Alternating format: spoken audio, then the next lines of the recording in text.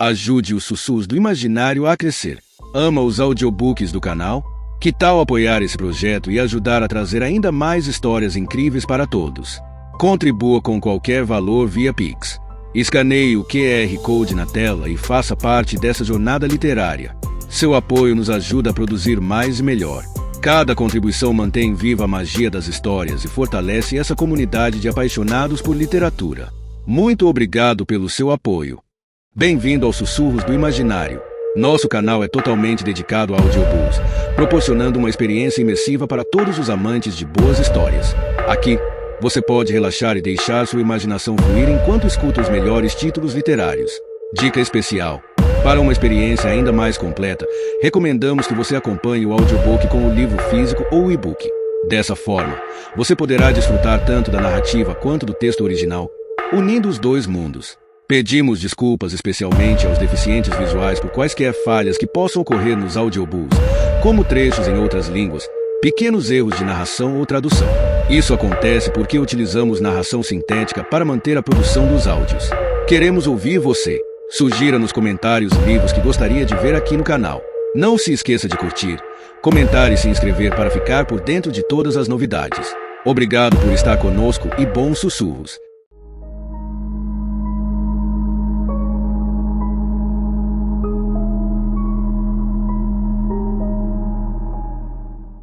Capítulo 61. Jabba estava de costas, enfiado até a metade do corpo em um mainframe, um computador de grande porte. Segurava uma pequena lanterna na boca, um ferro de soldar na mão, e tinha um grande diagrama de circuitos aberto sobre sua barriga. Acabará de soldar um novo conjunto de chips em uma placa quando seu celular se manifestou. Merda! Praguejou, enquanto tentava pegar o aparelho em meio a um amontoado de cabos. Jabba falando. Jabba, é Mid. Ele abriu um sorriso. Puxa, 2 vezes na mesma noite, as pessoas vão começar a notar. A criptografia está com problemas. A voz de Mid estava tensa. Olha, já discutimos isso, certo? Problemas de energia. Não sou eletricista. Ligue para a engenharia. O domo está todo escuro. Você está vendo coisas. Vai para casa. Jabba voltou a atenção para seu diagrama de circuitos. Está completamente às escuras. Ela gritou. Ele suspirou e colocou sua lanterna de lado. Mid, em primeiro lugar, eles têm um gerador auxiliar por lá. Jamais poderia estar completamente às escuras. Segundo, neste exato momento, Satori tem uma visão um pouco melhor da criptografia do que eu. Por que você não liga para ele? Por que isso tem a ver com ele? Está escondendo algo? Jabba olhou para cima, impaciente. Querida, estou chafurdando em cabos aqui. Se estiver precisando de companhia, vou agora. Do contrário, ligue para a engenharia. Jabba, isso é sério. Eu posso sentir que é. Ela pode sentir? Confirmado. Então, pensou Jabba. Mid está mesmo em um de seus dias. Se o Satori não está preocupado, eu também não estou. Mas que diabos, a criptografia está toda escura. Talvez Satori esteja querendo ver as estrelas. Jabba, estou falando sério. Tá bom, ele resmungou, apoiando-se num cotovelo. Talvez um dos geradores tenha sofrido um curto. Assim que eu terminar aqui, dou uma passada pela criptografia e os geradores auxiliares. Continuou Mid, exasperada. Por que os geradores de emergência não estão fornecendo energia? Não sei. Talvez Satori esteja executando algo no transistor e toda a força esteja sendo desviada para lá. Então por que ele não interrompe a execução? Talvez seja um vírus. Você mesmo disse antes que podia ser um vírus. Que diabos? Mid. Jabba perdeu a calma. Já te disse, não tem vírus nenhum na criptografia. Então vamos parar com essa paranoia. Houve um longo silêncio.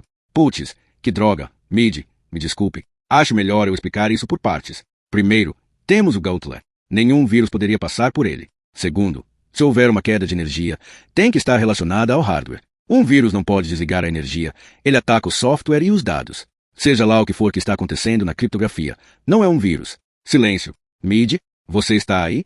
A resposta dela foi fria e seca. Jabba, eu tenho uma função aqui e acho errado que alguém grite comigo quando estou tentando fazer meu trabalho. Quando ligo para perguntar por que um prédio de alguns bilhões de dólares está no escuro, o mínimo que espero é uma resposta profissional. Sim, senhora. Basta dizer sim ou não. É possível que o problema na criptografia esteja relacionado a um vírus? Mid, eu já disse que, sim ou não. O trânsito pode estar com um vírus? Jabba suspirou, resignado. Não, Mid, é completamente impossível. Obrigado.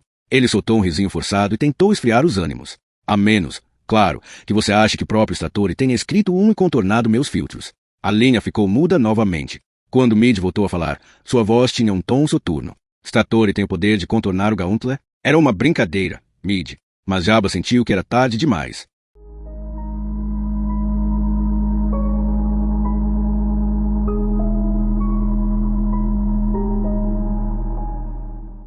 Capítulo 62. O comandante e Susan estavam ao lado da porta principal, ainda fechada, discutindo sobre o que fazer a seguir. Phil Chartreux está morto lá embaixo, argumentou Stratori. Se pedirmos socorro, a criptografia vai virar um pandemônio. O que você propõe então? Perguntou Susan, que naquele momento só queria sair dali. Stratori pensou. Olhando para a portinhola que agora estava trancada, disse, não sei como isso aconteceu, mas parece que, acidentalmente, localizarmos e neutralizamos North Dakota. Ele sacudiu a cabeça, sem acreditar. Uma sorte incrível, a meu ver. Ainda parecia atônito com a ideia de que Ali estivesse envolvido no plano de Tancado. Suponho que Ali tenha escondido a chave em algum lugar de seu terminal e talvez tenha uma outra cópia em casa. De qualquer forma, ele está trancado lá embaixo. Então por que não chamamos a segurança e deixamos que o levem? Ainda não.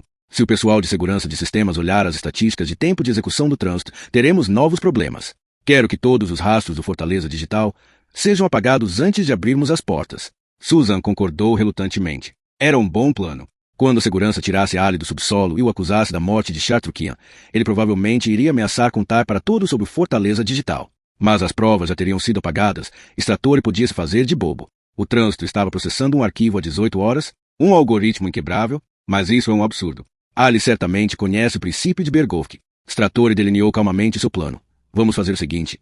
Primeiro apagamos toda a correspondência de Ali com Tancado, depois todos os registros de minha ordem para que o Gauntlet fosse contornado, todas as análises de Segsys feitas por Chartreux, os registros do EMON, tudo. O Fortaleza Digital terá sumido do mapa. Nunca existiu, nunca esteve aqui. Damos sumiço na chave de Ali e aí temos que torcer para que David consiga encontrar a cópia de Tancado. David, lembrou-se Susan, fez força para não pensar nele.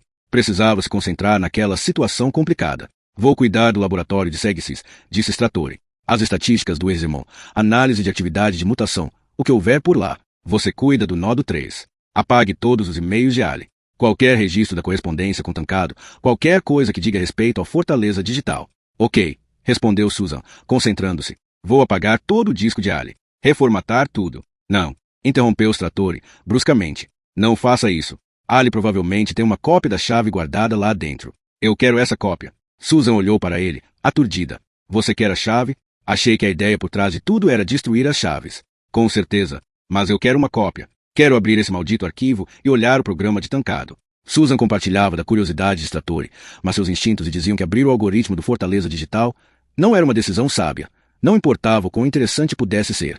No momento, o perigoso programa estava trancado, em total segurança, dentro de sua própria encriptação. Era absolutamente inócuo. Contudo, assim que fosse desencriptado, comandante, tem certeza de que não seria melhor se nós...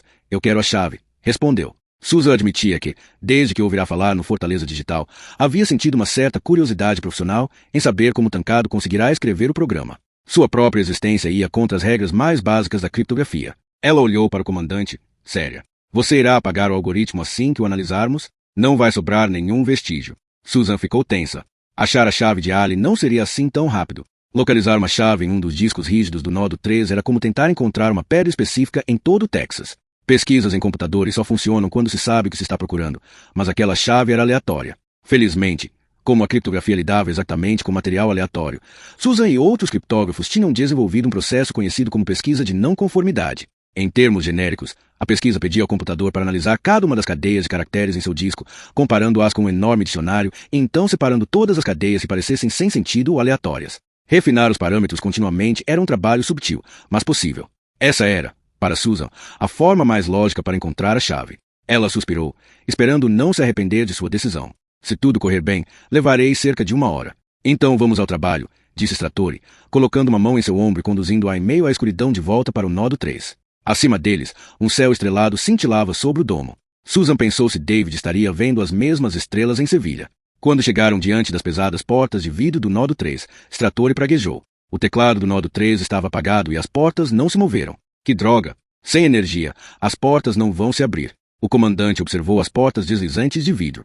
Colou as palmas de suas mãos ao vidro, depois inclinou-se para o lado, tentando forçá-las a se abrirem. Suas mãos estavam suadas e escorregaram. Ele secou-as nas calças e tentou de novo. Dessa vez as portas se moveram, deixando uma fresta. Sentindo que poderia funcionar, Susan postou-se atrás de Stratori e empurraram juntos. As portas correram cerca de 5 centímetros. Conseguiram segurar durante algum tempo, mas a pressão era muito grande. As portas se fecharam de novo. Espere aí, disse Susan, trocando de lugar e se posicionando dessa vez em frente de Stratori. Ok, vamos tentar de novo. Fizeram forças juntos. Mais uma vez, as portas se abriram alguns centímetros. Uma leve luz azulada emanava de dentro do nó do 3. Os terminais ainda estavam ligados. Como eram considerados críticos para a operação do trânsito, estavam recebendo energia dos geradores auxiliares. Susan fincou a ponta de seu sapato no chão e fez mais força.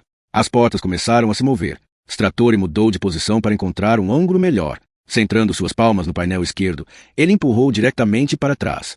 Susan empurrava o painel direito na direção oposta. Lentamente, com grande esforço, as portas começaram a se abrir. Agora a abertura já tinha uns 30 centímetros.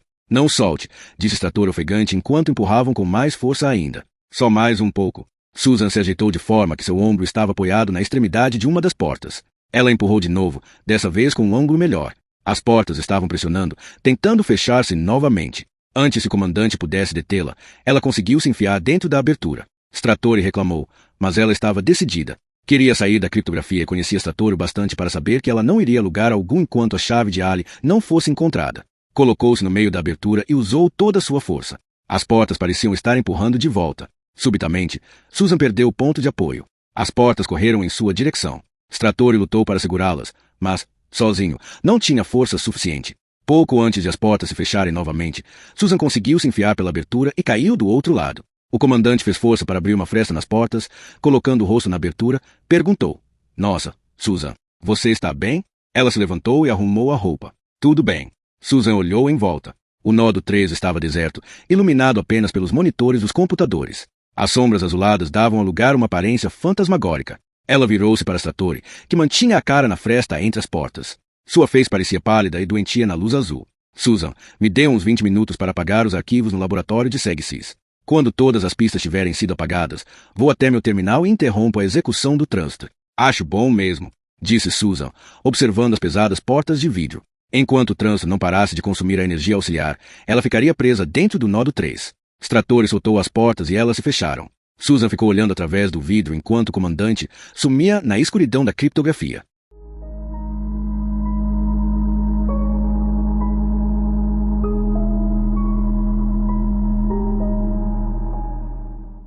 Capítulo 63.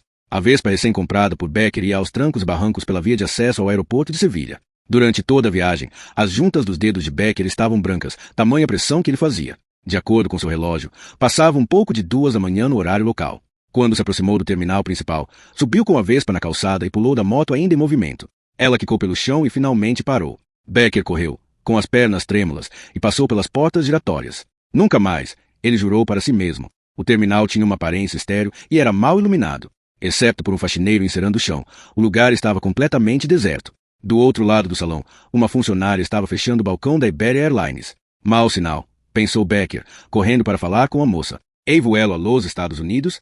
A atraente espanhola do outro lado do balcão olhou para ele e sorriu. "Acaba de sair. Você perdeu o voo." Essas palavras ficaram flutuando no ar por algum tempo. "Eu perdi o voo." Becker deixou cair os ombros, abatido. "Havia algum assento vago?" "Vários", disse a mulher, ainda sorrindo. "Estava quase vazio. Mas amanhã há um outro voo às 8 da manhã que também. Preciso saber se uma amiga conseguiu embarcar nesse voo." "Lamento, senhor, mas temos a obrigação de manter a privacidade. É muito importante", insistiu Becker, em tom de urgência. "Só preciso saber se ela conseguiu pegar o avião. Só isso." A mulher inclinou ligeiramente a cabeça, atenciosa. "Problemas amorosos?" Becker pensou por um instante. Depois fez cara de tímido, deu um sorrisinho e disse: "Está tão na cara assim?" Ela piscou um olho. "Qual o nome dela?" "Megan", disse ele, com tristeza na voz. A moça no balcão sorriu. "Você poderia me dar o sobrenome?" Becker expirou lentamente. "Sim, se eu ao menos soubesse. Olha, na verdade a situação é meio complicada. Você me disse que o avião estava quase vazio. Talvez você pudesse, sem um sobrenome eu realmente não... Desculpe, mas..." Becker fez uma pausa, tendo pensado em outra coisa. "Você ficou de plantão a noite inteira?" "Sim, estou de plantão desde ontem à tarde. Então é possível que você a tenha visto. É uma garota, deve ter 15 ou 16 anos. Seu cabelo..." Antes de completar a frase, ele percebeu seu erro. A moça fechou a cara. "Sua namorada tem 15 anos?" "Não." Becker se engasgou. "Quero dizer, merda", falou para si mesmo. "Se você puder me ajudar, é realmente importante." "Lamento", disse a atendente, ríspida. "Não é o que parece. Se você pudesse apenas..." "Boa noite, senhor." A mulher puxou a grade de metal que fechava o balcão e sumiu dentro de uma sala nos fundos. Becker soltou grunhidos de raiva. "Perfeito, David, perfeito." Ele olhou em volta procurando alguém no saguão do aeroporto. Nada. Ela deve ter conseguido vender o anel e embarcou no voo. Foi na direção do faxineiro. Has visto a Una Nina? Gritou por cima do barulho da enceradeira. Você viu uma garota? O homem se abaixou e desligou a máquina. É, Una Nina, pelo rojo, azul y branco, cabelo vermelho, azul e branco. O faxineiro riu. Que é feia? Parece feia. Sacudiu a cabeça e voltou a trabalhar. David Becker ficou parado no meio do saguão do aeroporto deserto, pensando no que faria a seguir. A noite havia sido uma comédia de erros. As palavras de Satori ressoavam em sua mente. Não ligue enquanto não tiver o anel. Uma profunda exaustão tomou conta dele. Se Megan tivesse mesmo vendido o anel e tomado o avião, não havia como saber quem estaria com ele agora. Becker fechou os olhos e tentou se concentrar. O que vou fazer agora? Decidiu pensar no assunto com calma. Primeiro precisava urgentemente fazer algo que estava adiando há algum tempo, ir ao banheiro.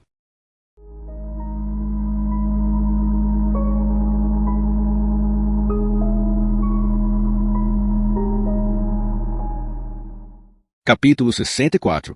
Susan estava sozinha no silêncio do Nodo 3, iluminado apenas pelos monitores. Sua tarefa era clara: acessar o terminal de Ali, localizar sua chave e depois apagar todos os vestígios de comunicação com o Tancado. Não podia sobrar qualquer pista do Fortaleza Digital. No entanto, Susan continuava perturbada com a ideia de guardar a chave e desencriptar o Fortaleza Digital. Ela se sentia desconfortável, achava que não deviam brincar com a sorte. Estavam se saindo bem até o momento.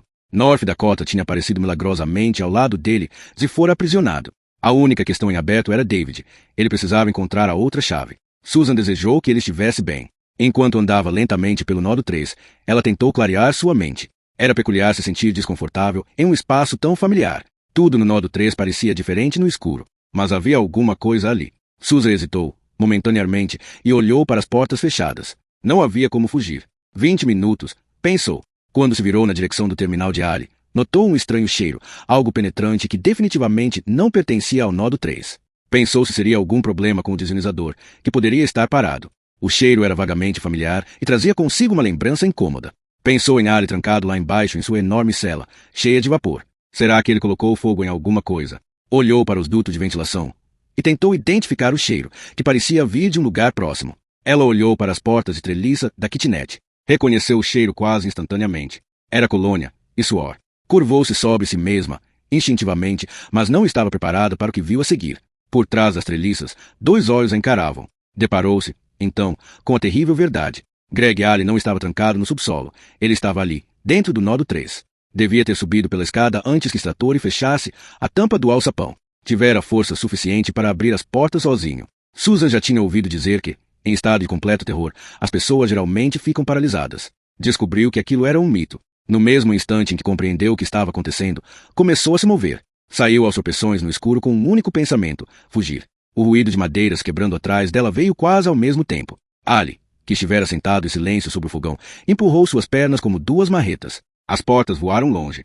Ele saltou para o chão e saiu correndo na direção de Susan com passadas largas. Susan derrubou uma luminária no caminho, tentando fazer com que Ali tropeçasse, mas sentiu que ele pulou por cima do obstáculo sem dificuldade, aproximando-se rapidamente. Quando seu braço direito agarrou a cintura de Susan por trás, ela se sentiu como se tivesse batido em uma barra de ferro. Ficou sem ar, por conta da pancada. Os bíceps de Ali puxaram-na pelo quadril. Susan tentou resistir e começou a se debater ferozmente, acertando o nariz de Ali com o cotovelo. Ele a soltou e caiu de joelhos no chão, as mãos segurando o nariz. Sua filha gritou, com dor. Susan correu até as portas, com uma esperança vã de que Satori restaurasse a energia naquele momento e as portas se abrissem à sua frente. Contudo, isso não aconteceu, e ela ficou socando inutilmente o vidro. Ali se moveu pesadamente em sua direção, com o nariz cheio de sangue. Em pouco tempo agarrou-a de novo, uma das mãos prendendo-a firmemente na altura do peito esquerdo e a outra segurando sua cintura. Puxou-a para longe da porta. Ela gritou, com a mão esticada em uma tentativa fútil de impedi-lo. Ele puxou-a para trás, com a fivela de seu cinto machucando sua coluna. Susan estava assustada com sua força. Ele arrastou-a pelo carpete e os sapatos dela saíram. Com um gesto ágil, Ali levantou-a no ar e jogou-a no chão perto de seu terminal. Susan estava agora com as costas apoiadas no chão, a saia levantada até a metade de suas coxas. O botão superior de sua blusa tinha aberto durante a briga e seu peito arfava pesadamente sob a luz azulada do monitor. Ela olhou apavorada quando ele se lançou sobre ela, prendendo-a entre suas pernas. Não conseguia decifrar o que estava por trás dos olhos dele. Parecia medo, mas podia igualmente ser raiva. Quando Ali percorreu com os olhos seu corpo, Susan sentiu uma nova onda de pânico invadi-la. Ali sentou-se firmemente sobre sua cintura, encarando-a com um olhar gélido. Susan tentava se lembrar de tudo que havia aprendido sobre autodefesa. Tentava lutar, mas estava presa, sem ação. Fechou os olhos. Ai, meu Deus, por favor, não.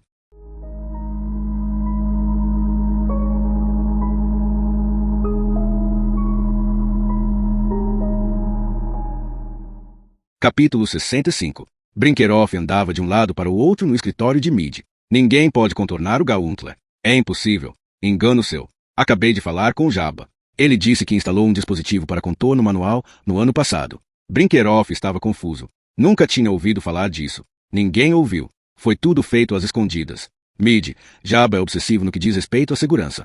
Brinkerhoff argumentou. Ele jamais instalaria um dispositivo de contorno para... Stratori fez com que fosse instalado, ela disse, interrompendo.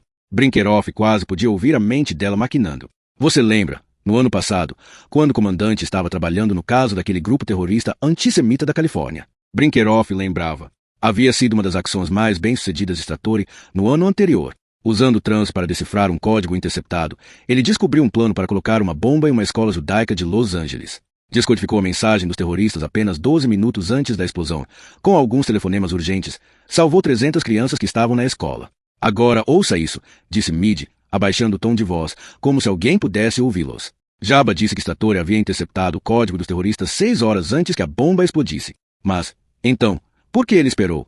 Porque não conseguia fazer com que o trânsito desencriptasse o arquivo. Ele tentou, mas o Gauntlet o rejeitava sucessivamente. Estava encriptado com um novo algoritmo de chave pública que os filtros ainda não haviam encontrado. Jabba levou quase 6 horas para ajustá-los. Brinkerhoff ficou atônito. Stratori, obviamente, ficou furioso. Então fez com que Jabba instalasse um dispositivo para contornar o Gauntlet, caso algo do gênero acontecesse novamente. Nossa, Brinkerhoff assobiou, impressionado. Eu não sabia dessa. Depois olhou para ela, curioso. Onde exatamente você quer chegar? Acho que Stratori usou o dispositivo hoje para processar um arquivo que o Gauntlet havia rejeitado. Qual é o problema? É para isso que serve o dispositivo, certo? Mid sacudiu a cabeça. Não se o arquivo em questão for um vírus.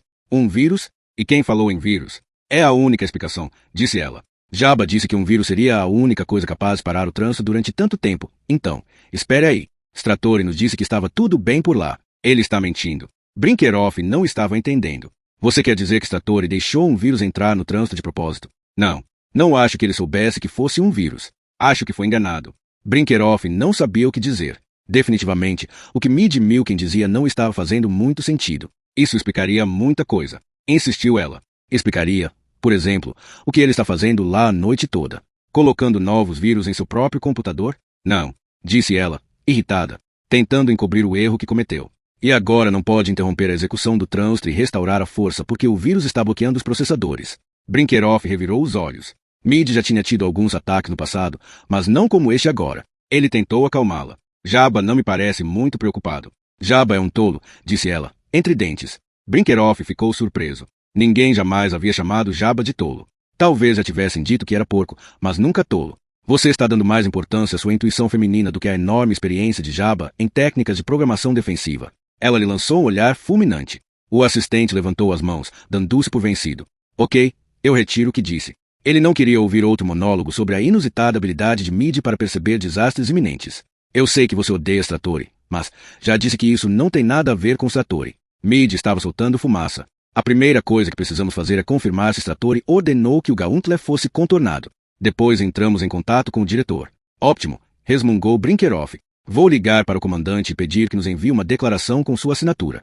Não, ela retrucou, ignorando o sarcasmo da resposta. Stratori já nos contou uma mentira hoje. Ela sondou seus olhos. Você tem as chaves do escritório de Fontaine? Claro, sou seu assistente. Preciso delas. Brinkerhoff ficou parado. Mid, não vou deixar você entrar no escritório de Fontaine de forma alguma. Mas é necessário. Exigiu. Ela se virou e começou a digitar no teclado do Big Brother. Estou pedindo o relatório dos comandos enviados ao trânsito. Se Stratori ordenou um contorno manual, irá aparecer no relatório. E o que isso tem a ver com o escritório do Fontaine? Essa listagem só pode ser enviada para a impressora de Fontaine. Você sabe disso. É porque ela é secreta. Mid, estamos em meio a uma emergência. Eu preciso ver essa listagem. Brinkerhoff colocou suas mãos nos ombros dela. Por favor, sente-se e acalme-se. Você sabe que não posso. Ela virou-se novamente para o teclado. Estou mandando imprimir a listagem. Vou entrar, pegá-la e sair. Agora me dê as chaves. Mid. Ela terminou de digitar e encarou-o. Chad, o relatório leva apenas 30 segundos para ser impresso. Vamos fazer um acordo. Você me dá a chave. Se Stratori de facto tiver ordenado um contorno do Gauntlet, chamamos a segurança. Se eu estiver errada, vou embora e você pode brincar de passar mel em Carmen Huerta. Ela lhe lançou um olhar malicioso e estendeu a mão para pegar as chaves. Estou esperando. Brinkerhoff grunhiu, arrependido de tê-la chamado de volta para verificar o relatório da criptografia. Ele olhou para a mão dela.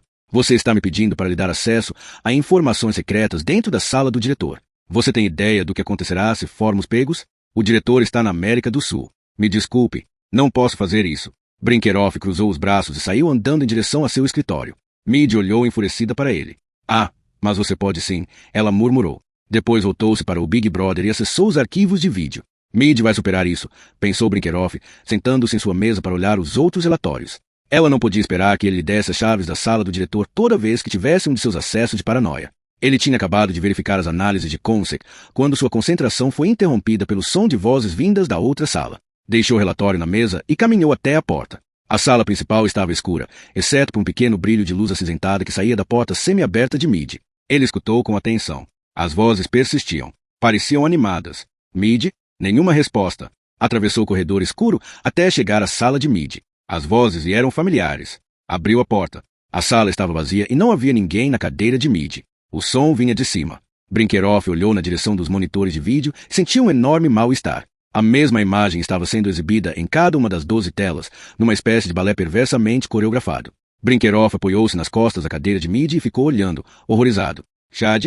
A voz soou atrás dele. Ele se virou e apertou os olhos para enxergar na escuridão. Mid estava sentada em um canto, do outro lado da recepção da ala principal, em frente às portas duplas do diretor. Sua mão continuava estendida. As chaves. Chad. Brinkerhoff ficou vermelho. Virou-se para os monitores, tentando bloquear as imagens, mas não conseguiu. Ele estava nas telas, gemendo de prazer enquanto acariciava avidamente os pequenos seios cobertos de mel de Carmen Huerta.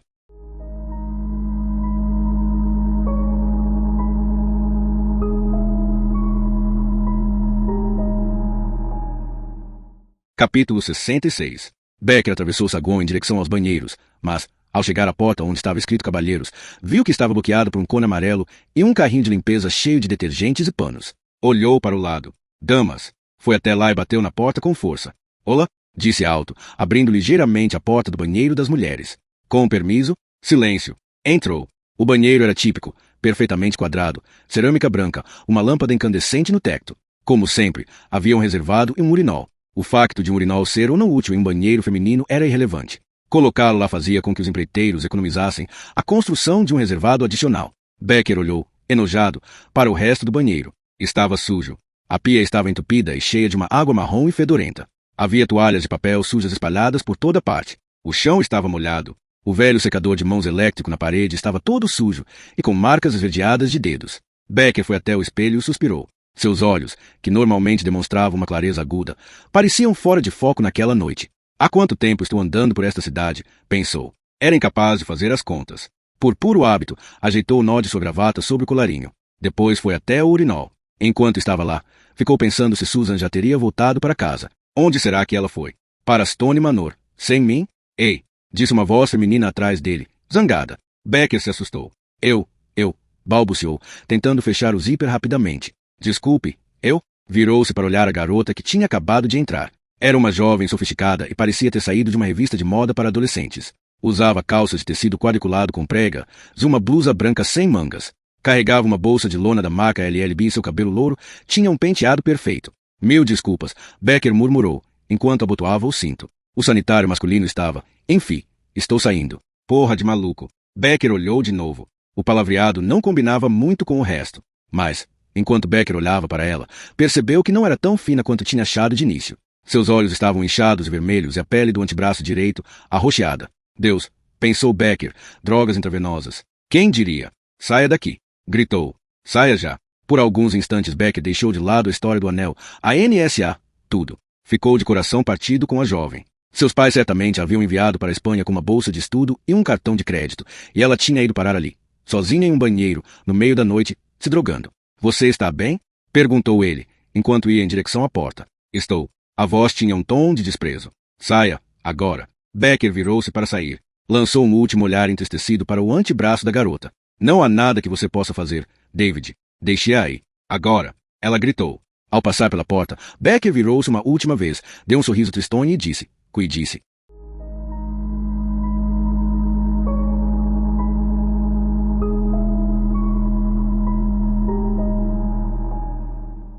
Capítulo 67. Susan.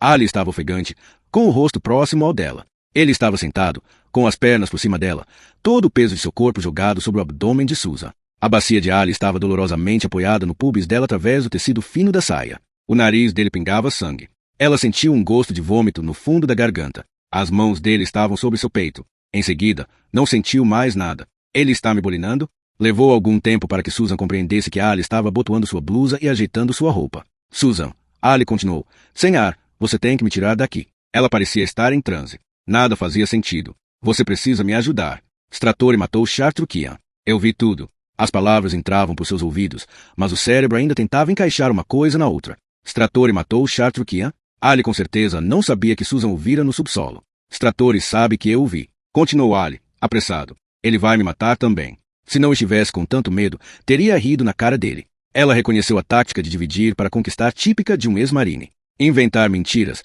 jogar seus inimigos um contra o outro. É verdade. Ele gritou. Temos que pedir ajuda. Acho que ambos corremos perigo. Ela não acreditava em nada do que ele dizia. A perna musculosa de Ali estava sem circulação e ele mudou de posição para se apoiar na outra perna. Abriu a boca para continuar falando, mas não teve tempo. Assim que Ali levantou um pouco o corpo, Susan sentiu o sangue voltar às suas próprias pernas. Antes que soubesse o que acontecerá, com um reflexo instintivo deu a joelhada mais forte que pôde no saco de Ali. Sentiu seu joelho esmagando o tecido fino entre as pernas dele. Ali gemeu de dor e jogou-se para o lado, contorcendo-se. Susan foi em direção à porta, sabendo que jamais conseguiria abri-la. Tomando uma decisão rápida, ela se posicionou atrás da mesa de reuniões de madeira e enfiou seus pés fundo no carpete. Felizmente a mesa tinha rodas. Reunindo todas as suas forças, empurrou a mesa à sua frente na direção da parede de vidro curvo. Graças às rodas, a mesa corria bem sobre o carpete. Na metade do caminho já tinha tomado uma boa velocidade. A pouco mais de 1 metro de distância do vidro, Susan empurrou a mesa com força e soltou-a. Jogou-se no chão e cobriu a cabeça. Após um estalo forte, a parede explodiu em uma chuva de pequenos cacos de vidro. Os sons do salão da criptografia entraram no nó do 3 pela primeira vez desde sua construção. Susan abriu os olhos. Pelo buraco irregular, ela podia ver a mesa correndo pelo salão e girando sobre si mesma até desaparecer na escuridão. Ela enfiou o pé de volta em seu ferragamo, já bastante torcido, deu uma última olhada para Greg Ali, que continuava no chão, e saiu correndo pelo mar de cacos para a criptografia.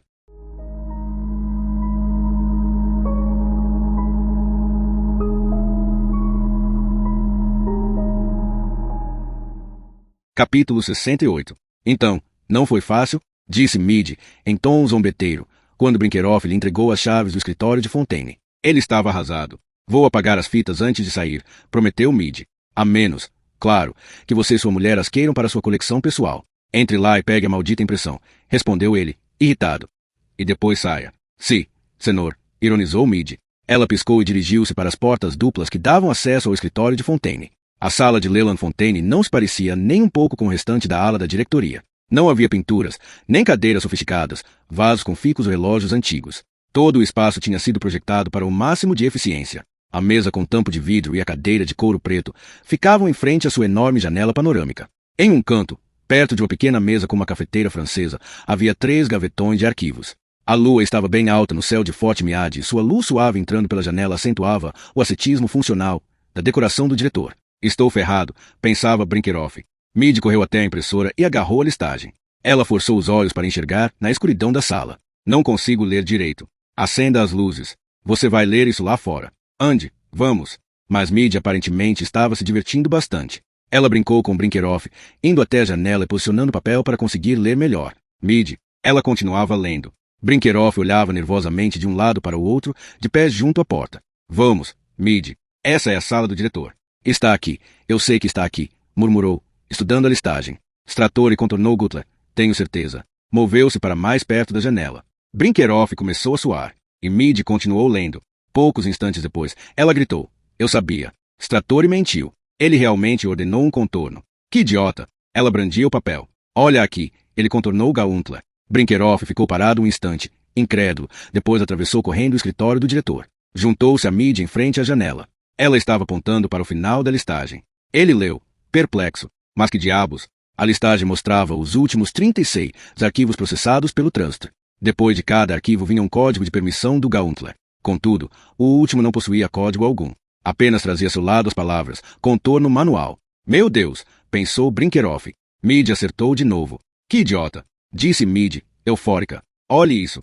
Gauntler rejeitou o arquivo 2 vezes. Tinha cadeias de caracteres mutantes. E ainda assim ele ordenou um contorno. O que Stratori estava pensando? Brinkerhoff sentiu que suas pernas estavam trêmulas. Ficou pensando como é que Mid sempre acertava essas coisas.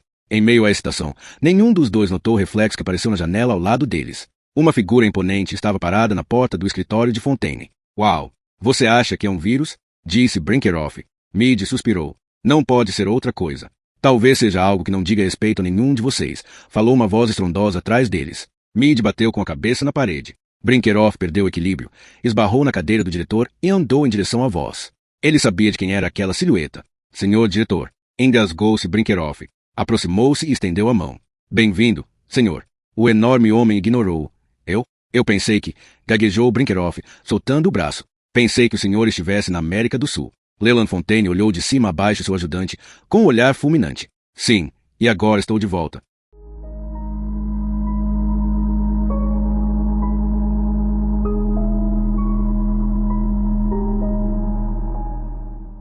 Capítulo 69. Ei, senhor. Becker tinha saído do banheiro e se dirigia a uma fileira de telefones públicos. Parou e virou-se. Atrás dele vinha a garota que ele encontrara no banheiro. Ela fez sinal para que ele esperasse. O que ela quer agora? Resmungou Becker para si mesmo. Vai me acusar de invasão de privacidade? A garota puxava sua bolsa na direção de Becker. Quando chegou até ele, estava com um grande sorriso. Me desculpe por ter gritado lá no banheiro. É que você me assustou. Sem problemas, disse Becker, intrigado. Digamos que eu estava no lugar errado. Olha, isso vai parecer meio louco, mas, ela disse, pescando os olhos avermelhados. Você por acaso não teria algum dinheiro para me emprestar? Becker olhou para ela, surpreso. Dinheiro? Para quê? Não vou financiar suas drogas, se é isso que você está querendo. Estou tentando voltar para casa, disse a loura. Você pode me ajudar? Perdeu o voo? Ela fez que sim. Perdi meu bilhete e não me deixaram entrar. Essas companhias aéreas são um saco. Não tenho grana para comprar outra passagem. E seus pais? Perguntou Becker. Nos Estados Unidos. Você não pode falar com eles? Não.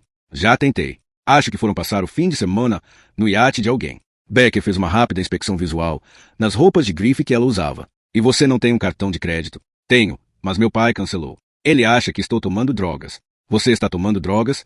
Perguntou Becker, a seco, olhando para o antebraço machucado. A garota lançou um olhar feroz. Claro que não. Becker pensou se ela não estaria querendo usá-lo. Puxa, você parece um cara cheio de dinheiro. Não dá para me dar uma grana para eu voltar para casa? Eu devolvo depois. Becker pensou que qualquer dinheiro que desse para a garota iria acabar nas mãos de um traficante de drogas em Triana. Olha, para começar, não sou rico, sou um professor. Mas tem uma coisa que eu posso fazer. Posso ver se você está blefando. É isso que vou fazer. Por que você não deixa que eu compre a passagem para você? A loura olhou para ele, desconcertada. Uau, você faria isso. Seus olhos brilhavam. Você compraria uma passagem de volta para mim? Puxa vida, obrigada. Becker ficou sem fala. Aparentemente ele havia julgado mal a situação. A moça abraçou-o. Esse verão foi uma merda, ela soluçou, quase chorando. Puxa vida, obrigada, eu tenho que dar o fora daqui. Ele devolveu o abraço, sem muita convicção.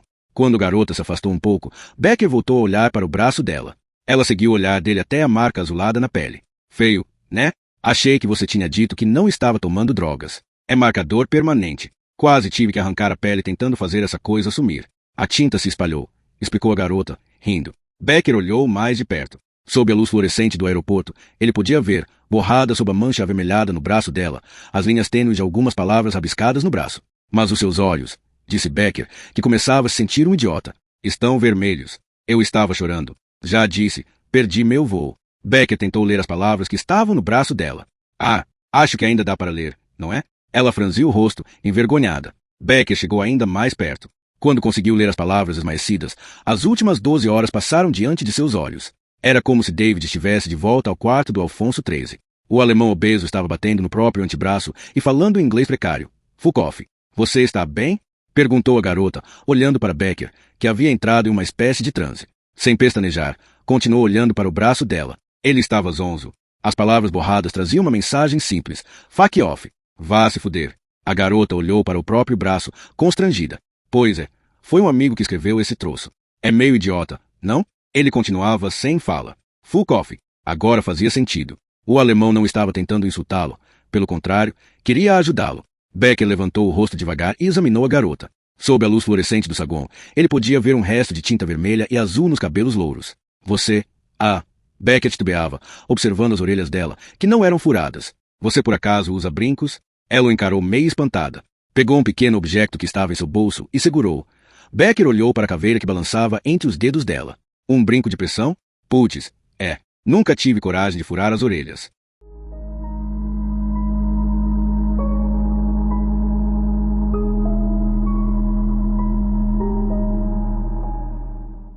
Capítulo 70. David Becker sentiu as pernas ficarem trêmulas. Sabia que sua busca havia terminado. A garota tinha lavado os cabelos e mudado de roupa, talvez na esperança de conseguir vender o anel. Mas não chegou a partir para Nova York. Becker tentou se manter calmo. Sua jornada alucinada estava chegando ao fim. Ele olhou para os dedos dela, mas ela não estava usando nenhum anel. Então olhou para a bolsa. Tem que estar aí dentro, pensou. Tem que estar. Ele sorriu, mal disfarçando sua animação.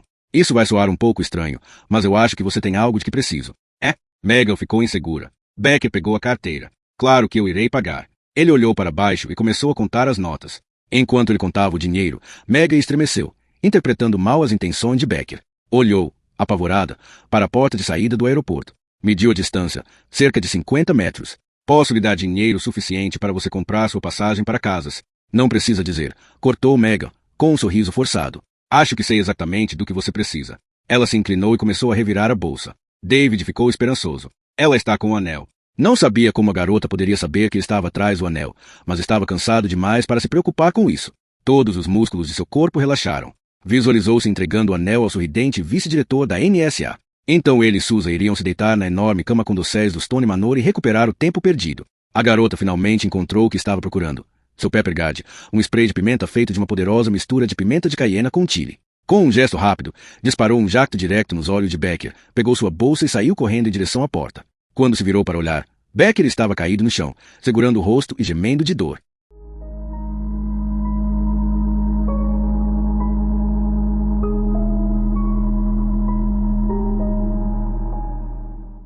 Capítulo 71. Tokuji no Mataka acendeu seu quarto charuto seguido e continuou andando de um lado para o outro. Pegou o telefone e discou o ramal da telefonista. Então, alguma novidade sobre aquele número de telefone? Perguntou antes mesmo que a telefonista pudesse dizer algo. Nada ainda, senhor. Está levando mais tempo do que esperávamos. A chamada veio de um celular. Um celular, pensou no Mataka. Típico. Felizmente para a economia japonesa, os americanos tinham um apetite insaciável por aparelhos eletrônicos. A estação receptora está situada no código de área 202.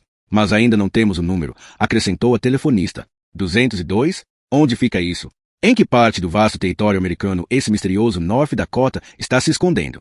Algum lugar próximo a Washington, D.C., senhor. No Mataka arregalou os olhos. Me ligue assim que tiver o número.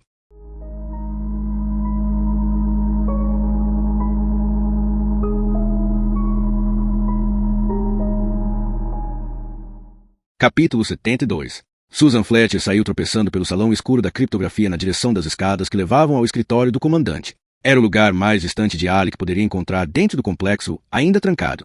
Quando chegou ao topo da escada de estrutura metálica, encontrou a porta do escritório entreaberta, já que a fechadura elétrica havia sido desativada pela falta de energia. Ela entrou. Comandante?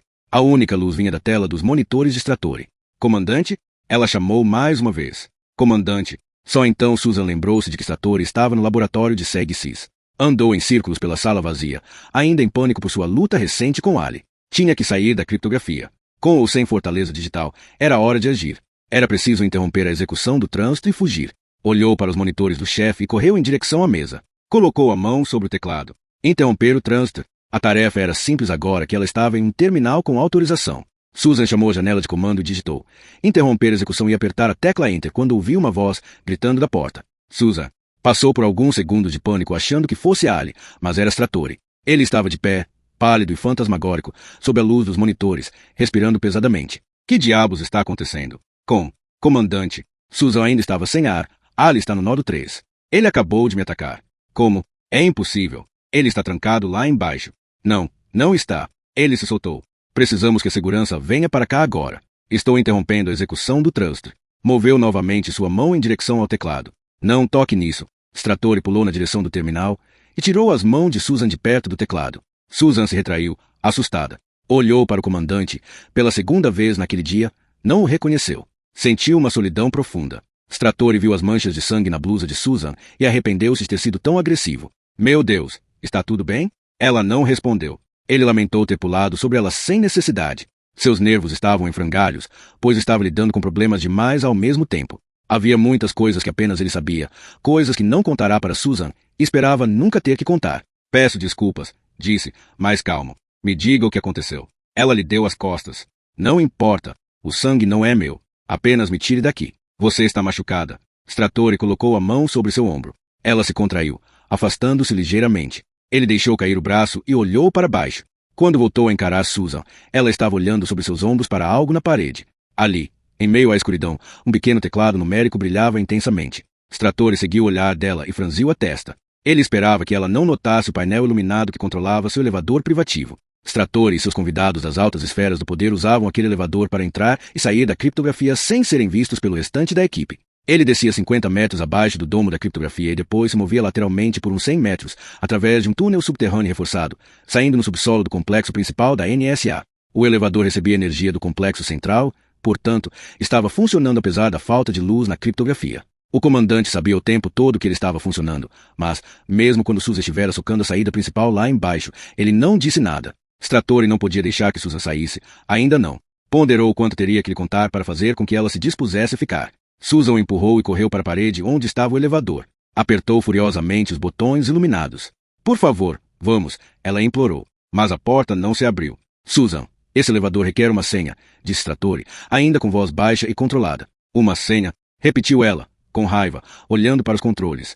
Abaixo do teclado numérico principal havia um segundo teclado, menor, com botões pequenos. Cada um deles estava marcado com uma letra do alfabeto. Susan voltou-se para o comandante. Me diga qual é a senha. Strattori pensou um pouco e depois suspirou pesadamente. Susan, sente-se. Ela olhou para ele perplexa, sem acreditar no que estava ouvindo. Sente-se, repetiu ele, com voz firme. Deixe-me sair daqui, disse Susan, olhando preocupada para a porta da sala, que permanecia aberta. Strattori percebeu o estado de pânico de Susan e, calmamente, se dirigiu até a porta do escritório. Deu um passo para fora e olhou para o salão da criptografia. Ali não estava em nenhum lugar visível. O comandante voltou ao escritório e puxou a porta. Colocou uma cadeira encostada contra ela para mantê-la fechada. Foi até sua mesa e pegou algo em uma gaveta. Na pálida luz azulada dos monitores, Susan viu que ele estava segurando e ficou lívida. Era uma arma. Strattori puxou 2 cadeiras para o meio da sala. Virou-as de forma que ficassem de frente para a porta fechada do escritório. Depois sentou-se. Apontou a pistola beretta para a porta e estabeleceu uma mira firme. Colocou a arma em uma posição conveniente no seu colo. Voltou a falar, agora de forma solene. Susan, estamos seguros aqui. Precisamos conversar. Se Ali decidir atravessar essa porta, deixou a frase terminar em silêncio. Susan estava imóvel. Strattori olhou para ela sob a luz tênue de seu escritório e deu uns tapinhas na cadeira a seu lado. Por favor, sente-se. Eu tenho que lhe contar uma coisa. Ela não se moveu. Quando eu terminar, lhe dou a senha para o elevador. Você decidirá. Então, se quer ou não sair. Houve um longo silêncio. Em um transe, Susan sentou-se ao lado do comandante. Não fui inteiramente honesto com você, disse Strattori.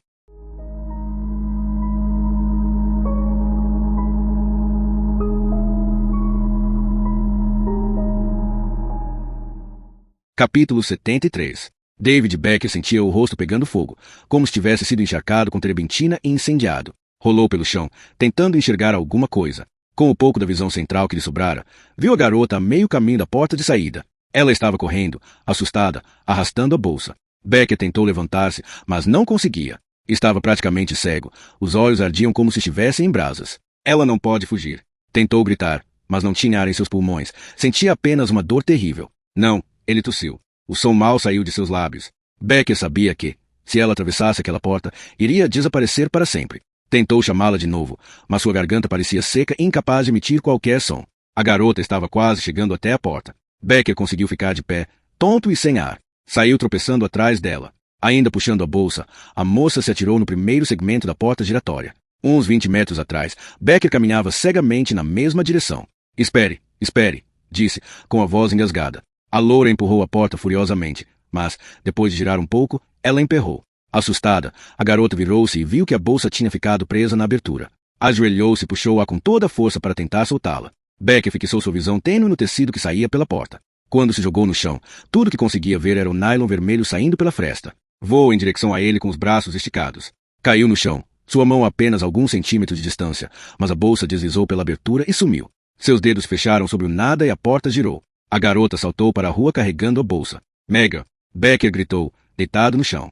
Sentia-se como se seus olhos estivessem sendo perfurados por agulhas. Sua visão ficou completamente negra e uma nova onda de náusea o invadiu. Sua voz ecoou na escuridão. Mega. David Becker não tinha ideia de quanto tempo passará no chão antes que percebesse o zumbido das lâmpadas fluorescentes acima dele. Tudo mais estava em silêncio. Em meio ao silêncio, havia uma voz. Alguém estava chamando. Tentou levantar a cabeça. O mundo parecia estar fora de foco e torto. Mais uma vez, ouviu a voz. Entreabriu os olhos. A cerca de 20 metros de distância no saguão, viu um vulto. Senhor? Becker reconheceu a voz. Era a garota.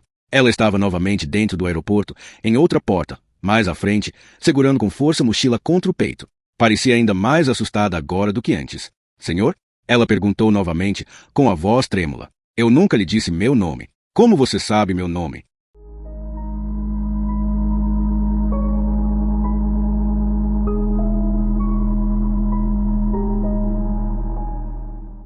Capítulo 74. O diretor Leland Fontaine tinha 63 anos e era um homem corpulento. Usava os cabelos bem curtos, no estilo militar, e tinha uma postura rígida no trabalho. Seus olhos pretos pareciam carvão em brasa quando ficava irritado, o que queria dizer quase sempre.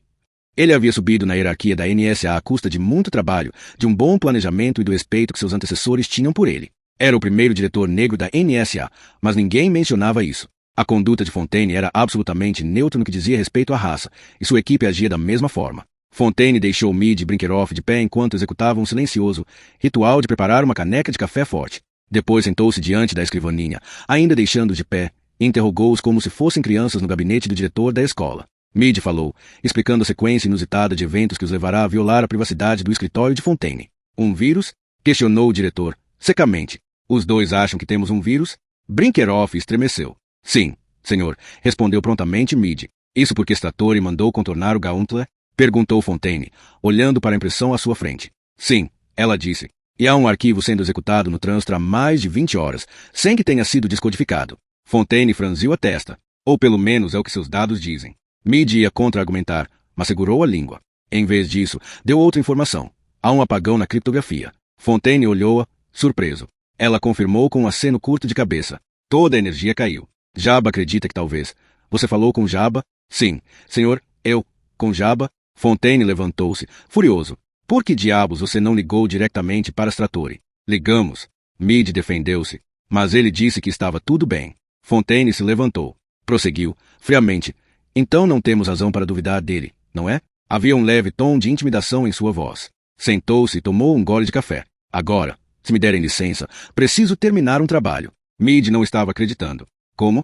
Brinkerhoff caminhou em direção à porta, mas Meade continuou parada no mesmo lugar. Eu disse boa noite, senhorita Myung-Ken, repetiu Fontaine. Vocês estão dispensados. Mas, senhor, ela hesitou. Eu devo protestar. Creio que. Você deve protestar? O diretor bateu a caneca de café na mesa. Eu protesto. Protesto contra sua presença em minha sala. Protesto contra suas insinuações de que o vice-diretor desta agência está mentindo. Protesto contra. Temos um vírus, senhor. Meus instintos me dizem. Seus instintos estão errados desta vez, senhorita Myung-Ken. Uma vez na vida, estão errados. Mas, senhor, o comandante Stratori mandou contornar o Gauntlet. Meade respondeu rapidamente. Fontaine levantou-se e andou até ficar bem em frente a Meade, mal contendo sua raiva. Isso é prerrogativa dele. Eu pago você para vigiar analistas do pessoal de apoio, não para espionar meu vice-diretor. Se não fosse por ele, ainda estaríamos quebrando códigos usando lápis e papel. Agora saia. Virou-se para Brinkerhoff, que estava parado na porta, pálido e trêmulo. Vocês dois, saiam. Com o devido respeito, senhor, insistiu Meade. Gostaria de recomendar que enviássemos uma equipa de Segsis para a criptografia só para termos certeza de que não vamos enviar equipa alguma. Houve uma pausa tensa. Finalmente, Meade concordou. Sim, senhor. Boa noite, senhor. Virou-se e saiu. Quando passou por Brinkerhoff, ele pôde ver em seus olhos que ela não tinha a menor intenção de deixar o assunto morrer. Pelo menos enquanto sua intuição não estivesse satisfeita. O assistente olhou para o chefe, do outro lado da sala, imponente e irritado atrás de sua mesa.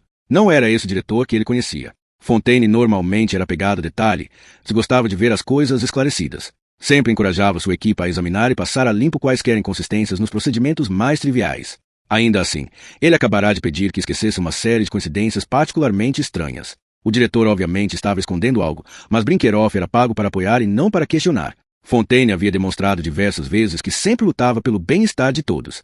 Se, naquele momento, apoiá-lo significava fazer vista grossa, então que fosse. Infelizmente, Meade era paga para questionar, e Brinkerhoff temia que ela tivesse se encaminhado para a criptografia a fim de fazer justamente isso.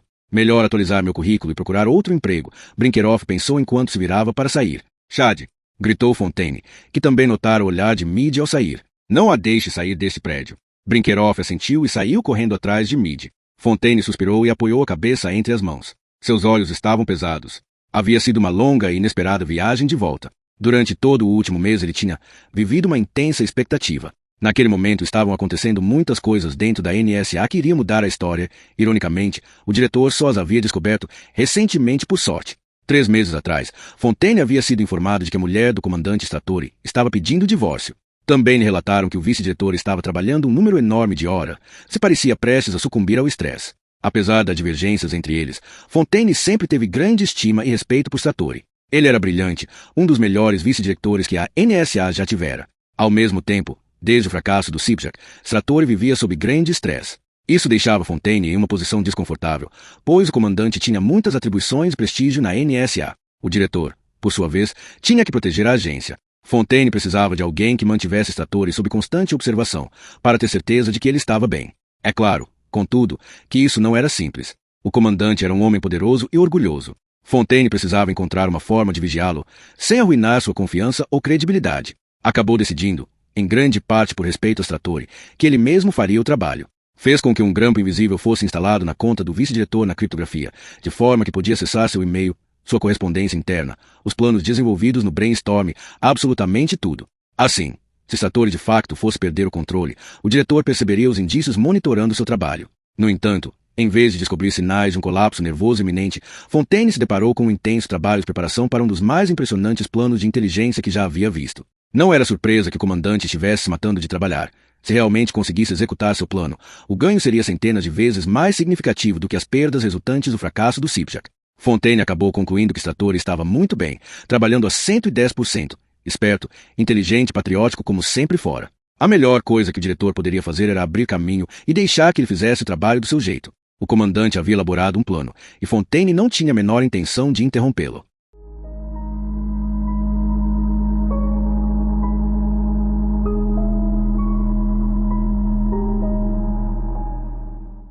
Capítulo 75. Stratori passou os dedos na bereta que estava em seu colo.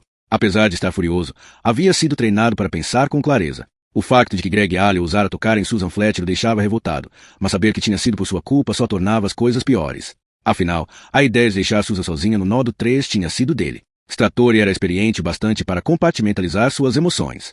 Elas não podiam, de forma alguma, interferir em sua estratégia para lidar com o Fortaleza Digital. Ele era o vice-diretor da NSA, e seu trabalho, naquele dia, era ainda mais crítico do que de costume. Stratori controlou sua respiração. Susan, sua voz suave, eficiente e clara. Você chegou a apagar o e-mail de Ali? Não, respondeu ela, confusa. Conseguiu a chave? Ela balançou a cabeça. O comandante contraiu o rosto, tenso. Sua mente vasculhava as possibilidades. Ele tinha um dilema em suas mãos. Poderia muito bem dar a senha de seu elevador, e Susan iria embora. Mas precisava dela para encontrar a chave de Ali. Obter a chave era muito mais que uma questão de interesse acadêmico, era um imperativo absoluto. Stratori acreditava que podia executar a pesquisa de não conformidade e encontrar a chave por conta própria, mas ele já tivera problemas antes ao tentar executar o tracer. Não queria se arriscar a cometer o mesmo erro de novo. Susan respirou fundo, pensando qual rumo tomar. Gostaria que me ajudasse a encontrar a chave de Ali. Como? Ela se levantou, os olhos arregalados. Stratori lutou contra o desejo de levantar-se também. Conhecia bem as técnicas de negociação e sabia que a posição de poder era sempre de quem estava sentado. Esperou que Susan se sentasse novamente, mas ela não o fez. Sente-se, por favor. Ela o ignorou. Sente-se. Era uma ordem. Susan permaneceu de pé. Comandante, se você ainda tem algum profundo desejo de saber o que está dentro do algoritmo estancado, pode continuar sozinho. Eu estou fora. Stratori deixou a cabeça ponder e respirou profundamente. Estava claro que seria necessário explicar algumas coisas. Ela merece as explicações. Pensou. Tomou uma decisão. Era hora de contar tudo para Susan. Esperava não estar cometendo um grande erro. Susan, eu não esperava ter que chegar a este ponto. Há algumas coisas que eu não lhe contei. Algumas vezes, um homem em minha posição deve. O comandante hesitou, como se estivesse fazendo uma confissão difícil. Algumas vezes, um homem em minha posição é forçado a mentir para as pessoas que ama. Hoje foi assim. Olhou para ela com uma expressão triste. Vou lhe contar algo que eu não esperava ter que dizer, nem para você, nem para ninguém. Susan sentiu um arrepio. O comandante estava com uma expressão séria. Estava claro que havia alguma coisa em seus planos que ela ignorava. Sentou-se. Seguiu-se uma longa pausa. Stratori olhou para o teto, tentando colocar em ordem seus pensamentos. Depois prosseguiu, com a voz abatida. Não tenho mais família. Voltou a olhar para ela. Não tenho mais casamento. Minha vida tem sido meu amor por este país. Minha vida tem sido meu trabalho aqui na NSA. Susan ouvia, em silêncio. Como você deve ter percebido, eu planejo me aposentar em breve. Mas queria me aposentar de forma digna. Queria me aposentar sabendo que de facto fiz uma diferença. Mas é claro que fez. Interrompeu Susan quase involuntariamente. Você construiu o trust. Stratori continuou, imerso em seus pensamentos. Nos últimos anos, nosso trabalho aqui na NSA ficou cada vez mais difícil. Temos enfrentado inimigos completamente inesperados. Estou falando de nossos próprios cidadãos. Os advogados, os fanáticos pelos direitos civis, a AFF, todos eles contribuíram, mas vai além disso. São as pessoas. Elas perderam a fé. Tornaram-se paranoicas. Subitamente passaram a nos ver como se fossemos o inimigo. Pessoas como você e eu, que realmente dão valor àquilo que é mais importante para a nação, subitamente têm que lutar pelo direito de servir ao país. Não somos mais guardiões da paz. Somos bisbilhoteiros, voyeurs, violadores do direito civis. Stratori suspirou. Infelizmente, há muita gente ingênua neste mundo que não pode imaginar os horrores que enfrentaria se não estivéssemos aqui para intervir. Eu acredito, honestamente, que é nosso dever salvar essas pessoas de sua própria ignorância. Susan esperou que ele concluísse seu pensamento. O comandante olhou para o chão, desgastado, e depois continuou. Ouça o que tenho a dizer. Falou, sorrindo de forma carinhosa para ela. Ouça até o fim, por mais estranho que soe. Há 2 meses eu venho desencriptando o e-mail de Tancado. Como você pode imaginar, fiquei chocado quando li as primeiras mensagens para North Dakota a respeito de um algoritmo indecifrável chamado Fortaleza Digital. Não acreditei que fosse possível. Contudo, a cada nova mensagem que eu interceptava, Tancado parecia mais convincente. Quando li que ele havia usado cadeias de caracteres mutantes para escrever uma chave circular, percebi que estava anos-luz à nossa frente. Era uma abordagem que nenhum de nós havia tentado. E por que teríamos tentado? Perguntou Susan. A coisa toda mal faz sentido. Stratori levantou-se e andou de um lado para o outro, mantendo-se atento à porta. Há algumas semanas, quando ouvi falar no leilão do Fortaleza Digital, aceitei o facto de que Tancado estava falando sério. Claro que, se vendesse o algoritmo para uma empresa de software japonesa, estaríamos acabados.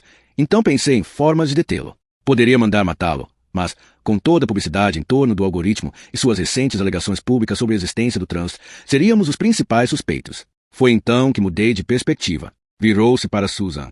Compreendi que não deveria tentar deter a criação do Fortaleza Digital. Susan olhou para ele, sem entender muito bem aonde queria chegar. Subitamente percebi que essa poderia ser uma oportunidade única. Com algumas mudanças, o Fortaleza Digital poderia trabalhar para nós e não contra nós. Ela estava achando aquilo completamente absurdo. O Fortaleza Digital era indecifrável. Poderia destruí-los. Se, continuou Stratori, se eu pudesse fazer uma pequena alteração no algoritmo antes que fosse lançado, deu uma piscadela marota para ela. O comandante notou que os olhos de Susan se iluminaram. Continuou a explicar seu plano, entusiasmado. Se eu pudesse obter a chave, poderia desencriptar nossa cópia do Fortaleza Digital e inserir uma modificação. Uma backdoor, um acesso de programador. Disse Susan, deixando de lado as mentiras que o comandante já lhe contará antes. Uma onda de estação a invadiu. Exatamente como no caso do Sipjak. Poderíamos substituir o arquivo de Tancado disponível na internet por nossa versão alterada. Como o Fortaleza Digital é um algoritmo japonês, ninguém iria suspeitar de que a NSA poderia ter mexido nele. Bastaria fazer a troca, explicou Stratori. Susan compreendeu que o plano não era apenas engenhoso. Era puramente Stratori. Ele planejava possibilitar o lançamento e disseminação de um algoritmo que a NSA poderia quebrar. Teremos acesso absoluto, prosseguiu ele. O Fortaleza Digital se tornará o padrão global de encriptação imediatamente. Imediatamente? Perguntou Susan. Como assim? Mesmo se o Fortaleza Digital estiver disponível gratuitamente para todos, muitos usuários irão continuar usando seus algoritmos antigos apenas por conveniência. Porque todos iriam usar o Fortaleza Digital. Stratori sorriu, maquiavélico. Bem, vamos supor que haja um vazamento acidental de informações e as pessoas descubram que a NSA tem o trânsito. Susan deixou cair o queixo. É tudo muito simples, Susan. Basta deixarmos que a verdade se espalhe. Contaremos ao mundo que a NSA possui um computador capaz de quebrar todos os algoritmos existentes. Todos, exceto o Fortaleza Digital. Susan estava realmente impressionada. Sim, os usuários passariam a usar o Fortaleza Digital sem saber que somos capazes de decifrá-lo. Exato. Houve um longo silêncio. Lamento ter mentido para você, mas foi necessário. Tentar reescrever o Fortaleza Digital é uma aposta alta e não queria que você estivesse envolvida. Mentir era a única forma de deixá-la fora do circuito. Eu entendo, respondeu lentamente, ainda impressionada com a genialidade do plano. E quantas pessoas sabem disso? Estamos todos aqui. Susan sorriu pela primeira vez em 1 hora. Foi o que pensei. Stratori também sorriu. Quando o Fortaleza Digital estiver pronto, vou falar com o diretor. Susan estava maravilhada. O plano de Stratori era um golpe na comunidade de inteligência de todo o planeta, com uma magnitude nunca antes tentada. Ele tinha cuidado de tudo sozinho, e ainda assim era provável que se saísse bem. A senha estava logo ali, na outra sala. Tancado estava morto e seu parceiro havia sido localizado. Foi neste ponto que Susan parou. Tancado está morto. Continuava soando um pouco conveniente demais. Pensou em todas as outras mentiras que o comandante já havia lhe contado e sentiu um arrepio desagradável. Olhou desconfiada para ele e perguntou: "Você matou Insei Tancado?" Stratori pareceu surpreso. Balançou a cabeça. Claro que não. Não havia motivos para isso. Na verdade, seria melhor se ele estivesse vivo. Sua morte pode lançar alguma suspeita sobre o Fortaleza Digital. Queria que esta alteração no algoritmo fosse feita da forma mais tranquila e discreta possível. O plano original era fazer a troca e deixar que Tancado vendesse sua chave. Fazia sentido, pensou Susan. Tancado não teria razão para suspeitar de que o algoritmo na internet não era o original. Ninguém mais tinha acesso a ele, a não ser o próprio Tancado em North Dakota. A menos que Tancado resolvesse analisar novamente o algoritmo depois do seu lançamento, jamais descobriria o acesso de programador.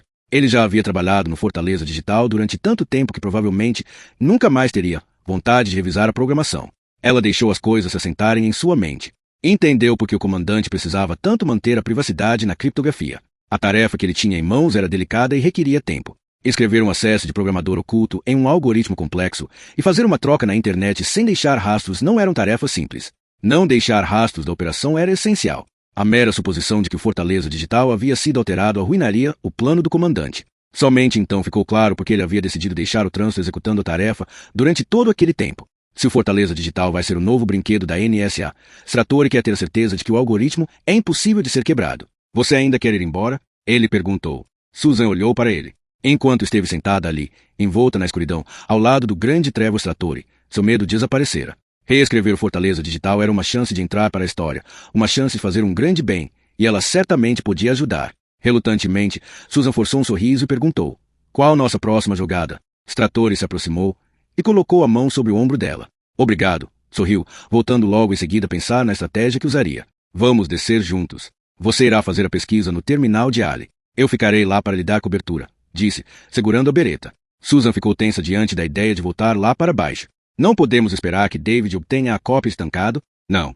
Quanto mais cedo fizermos a troca, melhor. Nem mesmo temos uma garantia de que David conseguirá achar a outra cópia. Se, por algum incidente, a outra chave cair em mãos erradas por lá, prefiro que já tenhamos trocado os algoritmos. Dessa forma, quem quer que obtenha a chave irá fazer o download da nossa versão do algoritmo. Stratori colocou o dedo no gatilho da arma e ficou de pé. Precisamos encontrar a chave de Ali. Susan ficou em silêncio.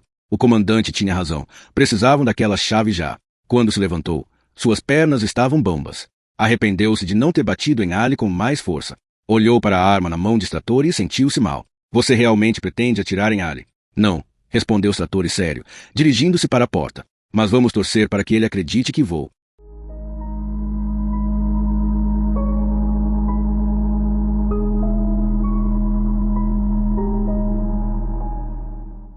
Capítulo 76. Um táxi estava parado do lado de fora do aeroporto de Sevilha com o taxímetro rodando. O passageiro, usando óculos de armação de metal, observava a cena que se desenrolava do lado de dentro do terminal iluminado. Havia chegado a tempo. Ele podia ver uma garota loura. Ela estava ajudando David Becker a sentar-se em uma cadeira.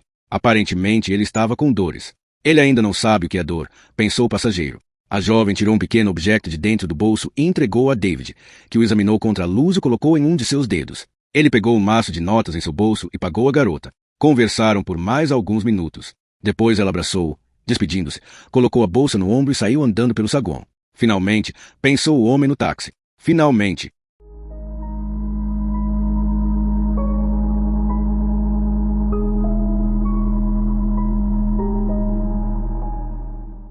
Capítulo 77. Stratori saiu de seu escritório com a arma em punho. Susan o seguia bem de perto, pensando se Ali ainda estaria no nó do 3. Vindo por trás, a luz do monitor de Stratori criava sombras fantasmagóricas de seus corpos pela plataforma gradeada. Susan se aproximou ainda mais do comandante. À medida que se afastaram da porta, a luz foi diminuindo até eles mergulharem na escuridão. A única claridade no salão da criptografia vinha das estrelas acima e da leve luminosidade que saía pela janela quebrada do nó do 3. Stratori avançava com cautela, procurando o local onde a escadaria estreita começava. Passando a arma para a mão esquerda, segurou o corrimão com a direita. Calculou que sua mira provavelmente seria igualmente ruim com a mão esquerda e precisava da direita para apoiar-se.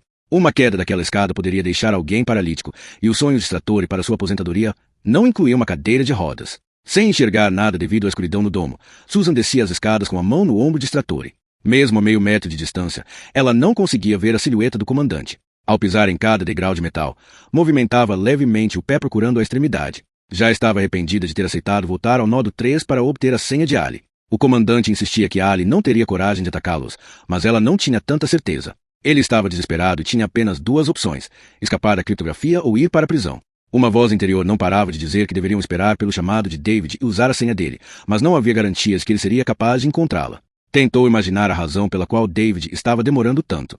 Controlando sua atenção, Susan seguiu em frente. Stratori descia silenciosamente. Não queria alertar Ali. Perto do final da escada, Stratori reduziu o passo, tateando com o pé para encontrar o último degrau. O salto de seu sapato bateu na superfície rígida do assoalho de cerâmica. Susan sentiu contrair o ombro. Haviam chegado na zona perigosa. Ali poderia estar em qualquer lugar. Do outro lado, agora escondido por trás do trânsito, estava o ponto de destino, o Nodo 3. Susan rezou para que Ali ainda estivesse lá, deitado no chão, gemendo de dor como cão desprezível que era. Stratori soltou o corrimão e passou a arma de volta para a mão direita. Moveu-se na escuridão no mais absoluto silêncio. Susan segurou firme em seu ombro. Se ela se perdesse, a única forma de encontrar O seria chamando, e Ali poderia ouvir-os. À medida que se moviam para longe da segurança das escadas, Susan lembrou-se das brincadeiras de pique-esconde, tarde da noite, quando era criança. Ela havia deixado a base e estava em terreno aberto, vulnerável. O trânsito era a única ilha na vasta escuridão. Stratori avançava alguns passos, depois parava e ouvia atentamente, arma em punho. O único som, contudo, vinha dos geradores abaixo deles. Susan desejou puxar O de volta, retomar a segurança da base. Para onde quer que olhasse, parecia haver rostos na escuridão. A meio caminho em direção ao trânsito, o silêncio da criptografia foi quebrado. Em algum lugar na escuridão, aparentemente acima deles, um bip agudo rasgou a noite. Stratori virou-se e Susan perdeu o contato. Com medo, ela tateou ao seu redor, tentando encontrar O. Mas o comandante tinha sumido. Havia apenas espaço vazio em torno dela. Ela deu mais alguns passos incertos para a frente. O bip intermitente continuava. Estava próximo. Susan avançou na escuridão. Ouviu um ruído de tecido sendo remexido. Depois o bip cessou. Susan congelou. Um instante depois, como algo que se materializasse de seus piores sonhos da infância, uma visão surgiu. Uma face se materializou bem à frente dela, fantasmagórica e verde. Era a face de um demônio, com sombras cortantes projetando-se por cima da feição deformada. Ela saltou para trás.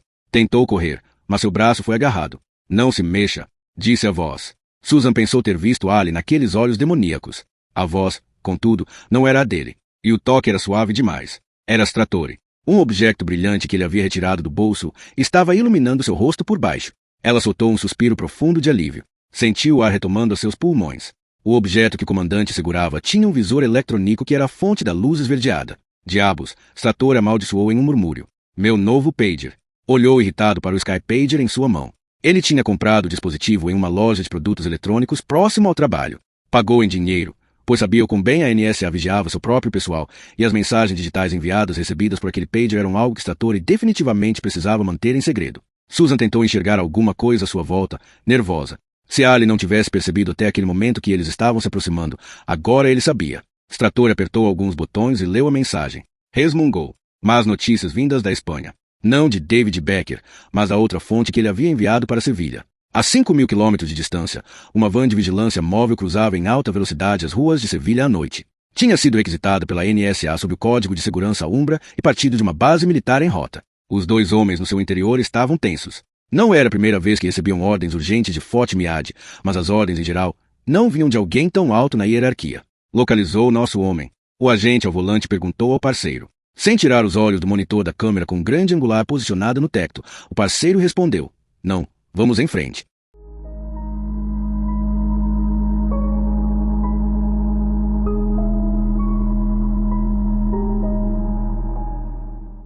Capítulo 78. Jabba estava suando, enfiado sob uma maçaroca de cabos. Ainda estava de costas no chão, segurando uma pequena lanterna entre os dentes. Tinha se acostumado a trabalhar durante os fins de semana. Esses dias mais calmos na NSA eram frequentemente as poucas vezes em que podia fazer manutenção no hardware. Movia-se com enorme cuidado enquanto manipulava o ferro de soldar em brasa nos espaços, exíguos do labirinto de cabos acima dele. Se o revestimento isolante de um cabo fosse danificado, seria desastroso. Só mais alguns milímetros. A tarefa estava demorando mais do que ele previra. Quando estava colocando a ponta do ferro contra a última gota de solda, seu telefone celular tocou abruptamente. Jabba assustou-se e um pingo de solda caiu em seu braço. Chumbo líquido. Merda. Deixou cair o ferro de soldar e praticamente engoliu a pequena lanterna. Merda. Merda. Merda. Esfregou vigorosamente o braço queimado. O pingo de chumbo deixará uma grande marca. O chip que ele estava tentando soldar caiu da placa e foi bater em sua cabeça. Mas que droga! O telefone de Jabba continuava tocando. Ignorou-o. Mid, vociferou. Que se dane. A criptografia está bem. O telefone continuou tocando. Jabba retomou a sua tarefa de fixar o chip na placa. Pouco depois o chip já estava no lugar, mas o celular não parava de tocar. Mas que coisa! Mid, esqueça isso. O telefone tocou mais alguns segundos e finalmente parou. Jabba suspirou, aliviado. 1 minuto depois o intercomunicador da sala onde estava entrou em ação. Pedimos que o chefe do Departamento de Segurança de Sistema entre em contato com a central telefônica. Jabba estava achando que aquilo era um pouco demais. Ela realmente não vai desistir? Ignorou o chamado.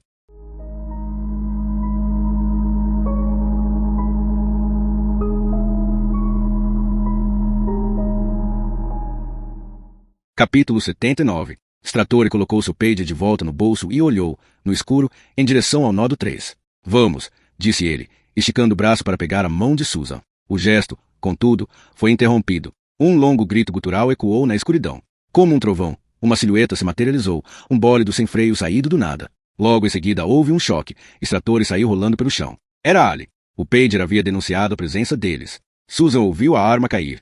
Por alguns instantes ficou estática, sem saber para onde correr ou o que fazer. Seus instintos diziam que ela deveria fugir, mas não tinha o código do elevador. Seu coração dizia que deveria ajudar Stratori. Mas como? Enquanto tentava pensar, desesperada, esperava ouvir os ruídos de uma luta de vida ou morte no chão, mas nada aconteceu. Havia apenas silêncio. Como se Ali tivesse acertado o comandante e depois desaparecido novamente dentro da noite. Susan esperou, forçando os olhos para tentar ver algo na escuridão e torcendo para que Stratori não estivesse ferido. Depois que pareceu ser uma eternidade, chamou em voz baixa. Comandante? Enquanto pronunciava a palavra, percebeu seu erro. No instante seguinte, sentiu o cheiro de Ali próximo a ela. Virou-se, mas era tarde. Estava presa, quase sufocando, a cabeça prensada em uma chave de braço contra o peito de Ali. Você não tem ideia do quanto seu pontapé ainda dói, disse ele, arfando em seu ouvido. Os joelhos de Susan se dobraram. As estrelas no domo giravam em sua cabeça.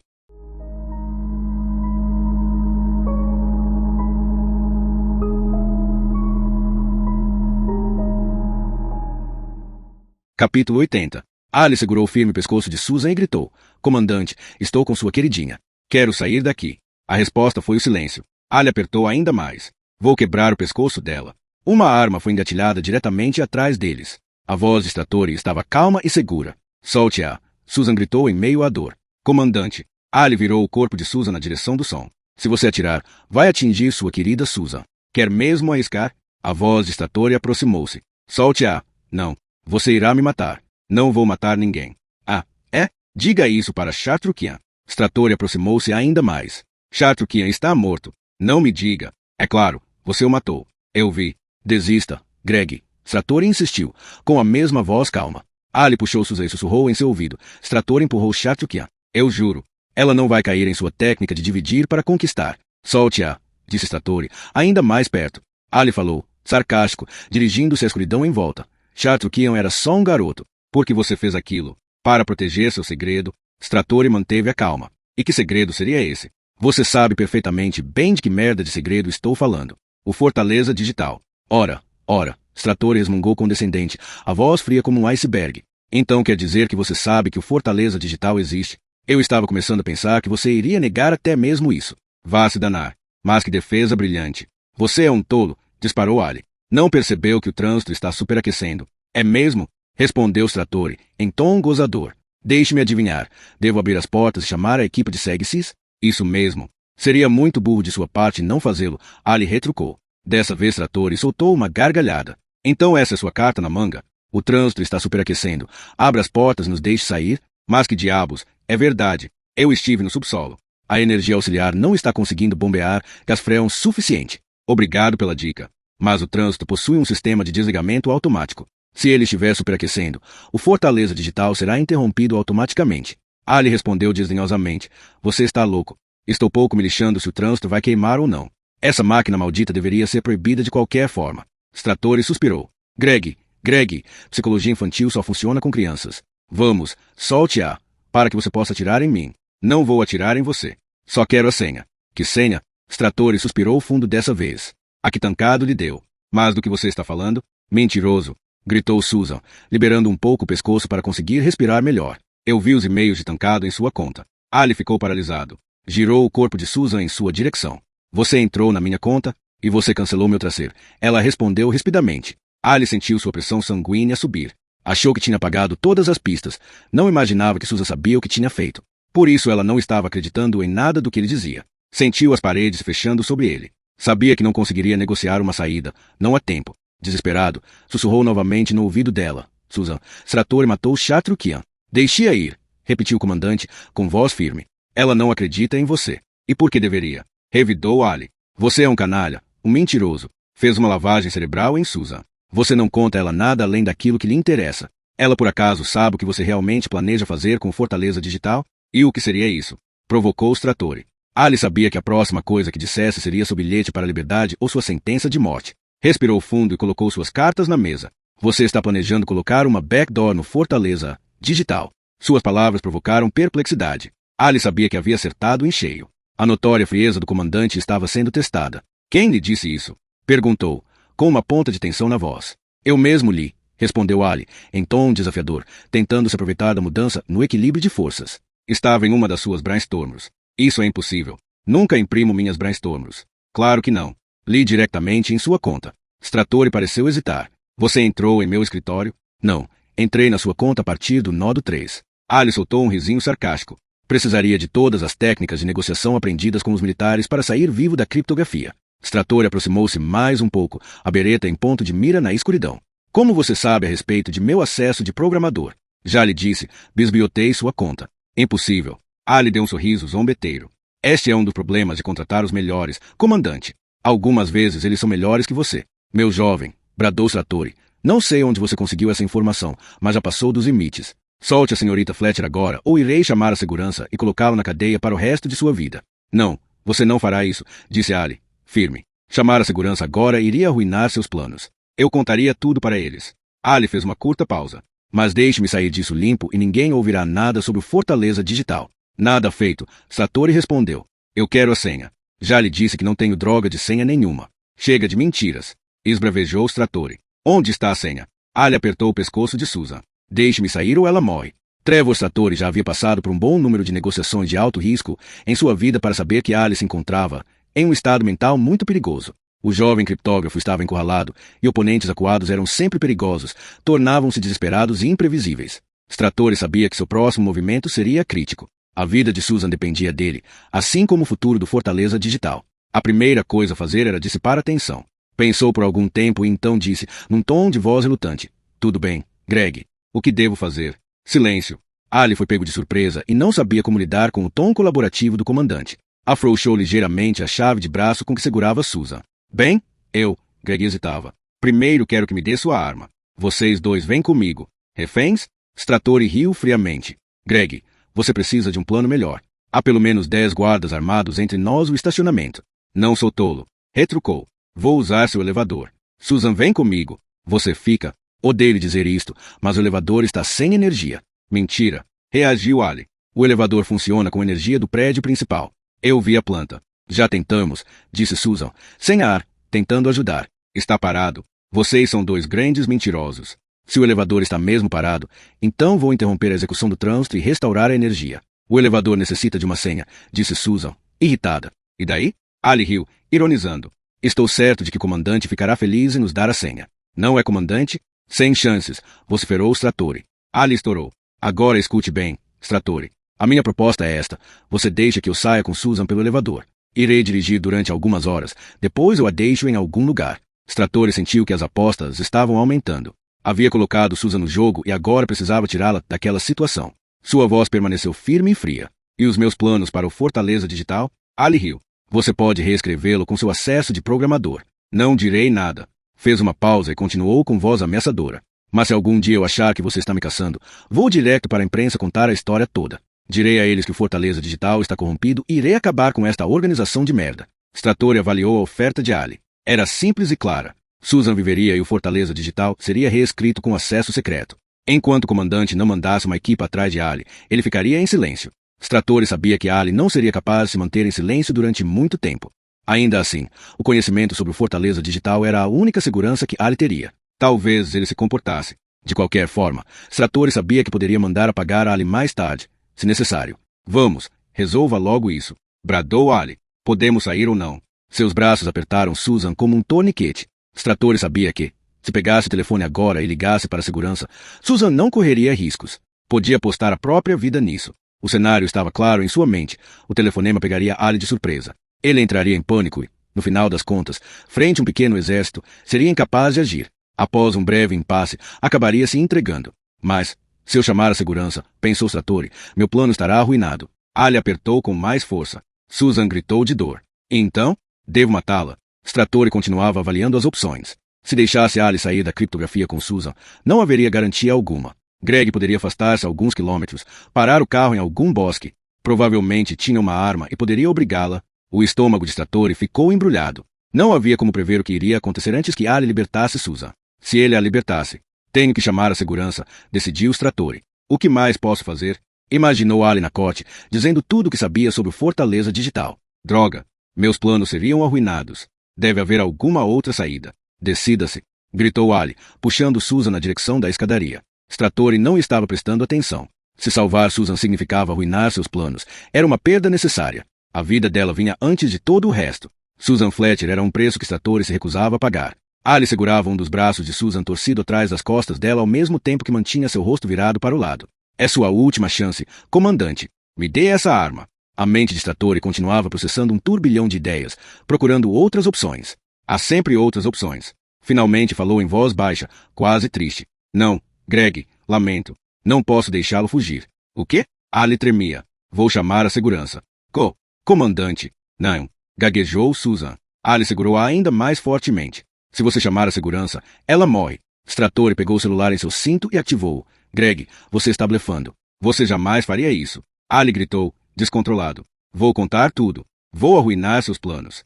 Você está a poucas horas de seu sonho. Controlar todos os dados do mundo. Não haverá mais o trânsito. Não haverá mais limites.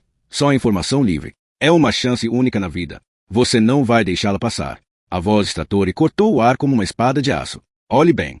Mas, e Susan? Ali balbuciou. Se você ligar, ela morre. Stratori manteve-se firme. É um risco que tenho que assumir. Mentira. Você tem mais tesão por ela do que pelo Fortaleza Digital. Eu sei disso. Você não vai arriscar nada. Susan, irritada, tentou dizer algo, mas Stratori falou primeiro. Ali, você me conhece pouco e mal. Minha vida é só isso, correr riscos. Se você quer jogar duro, vamos lá. Começou a digitar em seu telefone. Você me julgou mal, amigo. Ninguém ameaça a vida de meus subordinados e sai limpo. Levantou o telefone e gritou no aparelho. Operadora, me passe para a segurança. Ali começou a torcer o pescoço de Susan. Eu vou matá-la. Eu juro. Não vai matar ninguém. Disse Stratori, resoluto. Matar Susan só iria piorar as coisas. Interrompeu a frase e enfiou a boca no telefone. Segurança. Aqui fala o comandante Trevor Stratori. Temos uma situação com reféns na criptografia. Mandem alguns homens para cá. Sim, imediatamente. Também temos uma falha no gerador. Quero que redistribuam energia de todas as fontes externas disponíveis. Quero todos os sistemas operacionais em 5 minutos. Greg Ali matou um de meus técnicos. Ele está mantendo minha criptógrafa sênior como refém. Vocês têm permissão para usar gás lacrimogênio em todos nós se necessário. Se Ali não cooperar, posicionem atiradores de elite e atirem para matar. Assumo toda a responsabilidade. Movam-se agora. Ali ficou parado, completamente perplexo. Soltou ligeiramente Susan. Stratori fechou seu telefone e colocou-o de volta no cinto com um gesto firme. Sua vez, Greg.